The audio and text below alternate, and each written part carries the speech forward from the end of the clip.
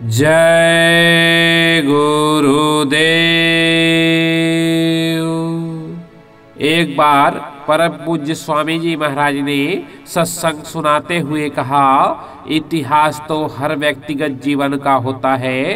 कौन कैसे उठा, पनपा और समाप्त हुआ, यही इतिहास है। लेकिन इतिहास उनके पढ़े जाते हैं जिन्होंने जनता जनार्दन के बीच कुछ विशेष, कुछ अलौकिक कर दिखाया।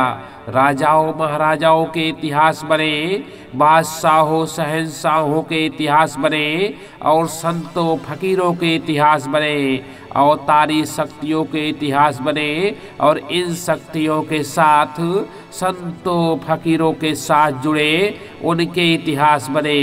उन्होंने प्यार किया तो भी और लड़ मरे तो भी, इतिहास को तोड़ने मरोड़ने के भी बड़े प्रयास किए गए, पर सच्चाइयाँ किसी न किसी रूप में सामने आ ही गई। ये बात जरूर है कि राजाओं महाराजाओं के इतिहास भुला दिए जाते हैं, पर आध्यात्मिक शक्तियों का इतिहास हमेशा याद किया जाता रहा है और याद किया जाता रहेगा।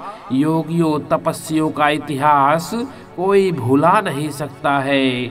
बाबा जय गुरुदेव भी एक नए और अनूठे इतिहास का निर्माण कर रहे हैं। भारत के कोने कोने में तीर्थों का इतिहास लिख रहे हैं। जन जन में उनके संदेशों के इतिहास लिखे जा रहे हैं। वैचारिक क्रांति के द्वारा देश और दुनिया के परिवर्तन का इतिहास बन रहा है। बाबा जी के पास आने वाला हर प्रेमी अपने साथ इतिहास का एक पन्ना जोड़े हुए है, जिसे वो तो कभी नहीं भूल सकता। उसे कागज के पन्नों पर लिख दिया जाए तो पीढ़ी दर पीढ़ी आने वाले लोग उसे पढ़ेंगे। बाबा जी के इतिहास निर्माण का ये स्वर्ण युग चल रहा है।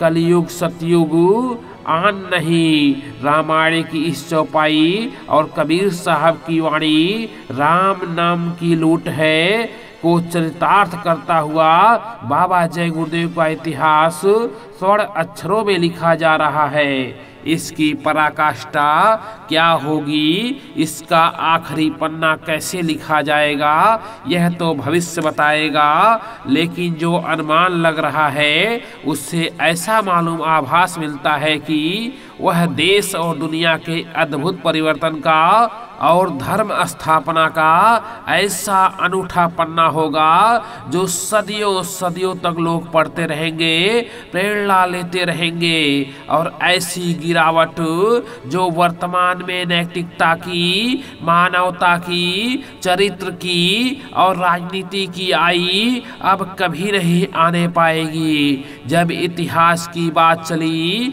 तो भले ही हम आप कहें कि हम इनके नाम नहीं लेंगे, उनके नाम नहीं लेंगे, लेकिन जो नाम जुड़ गए हैं वो लिखे ही जाएंगे। अगर राम के साथ रावण का नाम लिया जाता है, कृष्ण के साथ कंस का नाम लिया जाता है, तो बाबा जय गुरुदेव के साथ गांधी नाम भी जुड़ा हुआ है। महात्मा गांधी नहीं, महिला प्रधानमंत्री गांधी। बाबाओं से टकराने का परिणाम अच्छा नहीं होता है। वह कष्ट भी उठाते हैं तो जान में शहीद भी हो जाते हैं। तो जान में षड्यंत्र तो इंसानों के साथ होते हैं, महात्माओं के साथ नहीं।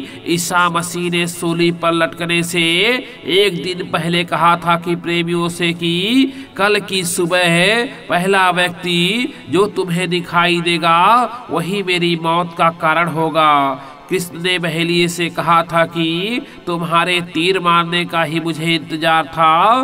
बाबा जय गुरुदेव ने कहा था कि माया मेरे साथ नाटक कर रही है, मैं देख लूंगा, मुझे जेल की धमकी कभी मत देना। कृष्ण भगवान तो जेल में ही पैदा हुए थे जिनकी तुम पूजा करते हो। बाबाओं से टकराने का परिणाम अच्छा नहीं होता है। वह परिणाम सबके सामने आया। अंत में बाबा जय गुरुदेव के प्रारंभिक इतिहास को लेकर कुछ चर्चाएं हो गई।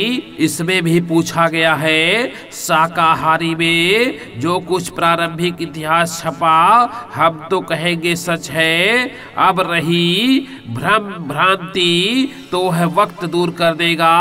70 की साइकिल यात्रा जब दिल्ली पहुंची थी तो स्वामी जी महाराज ने कुछ ऐसी मौज फरमाई कि पहले के पहल के दामदानियों की तस्वीर ली गई। अब सच कहना पड़ेगा, स्वामी जी ने कहा था कि जब हम बुलाएं आ जाना। ये बात सबको मालूम हुई और सजनी हम ही राजकुमार बनते हुए वहां कुछ लोग एकत्र हो गए थे, इसलिए फोटो का प्रोग्राम स्वामी जी ने स्थगित कर दिया।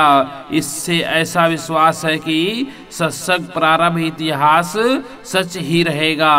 जय गुरुदेव।